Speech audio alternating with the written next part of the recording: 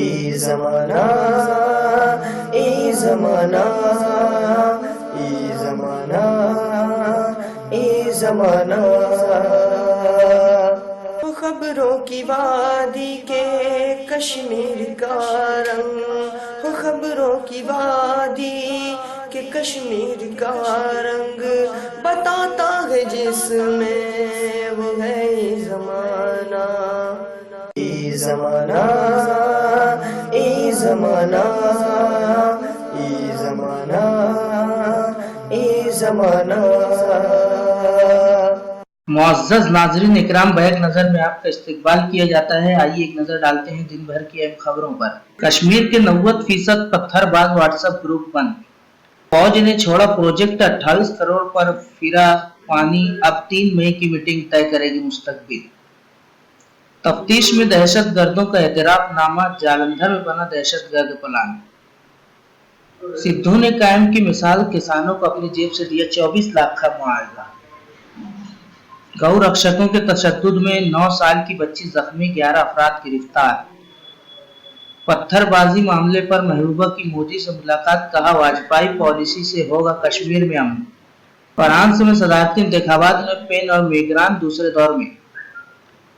Mexico में मंशियात का धंधा करने वाले गिरोहों की फायरिंग में 30 अफराद हलाक।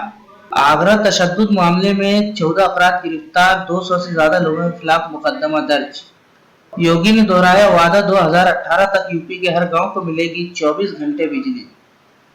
ऑस्ट्रेलिया का चक्कर लगाने की कोशिश, 12 साल लड़का 1300 किलोमीटर कार ड्राइव करने के बाद गिरफ्तार।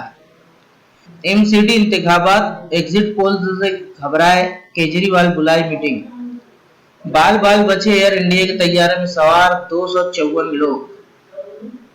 शरई कानून में मुदाखलत पर मुस्लिम पर्सनल लॉ बोर्ड की सुप्रीम कोर्ट जाने की धमकी।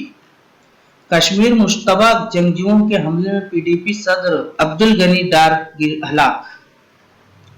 इंतखाबात में रिश्वत देने वालों को किया जाए नाअहल, इलेक्शन कमीशन ने ऐसे कहा है। परिंदे से टकराने के बाद कर्नाटक के सीएम का हेलीकॉप्टर हंगामी सूरत हाल में उतरा। बाबा रामदेव को झटका, पतंजलि को लग सकती है करोड़ों की चपत।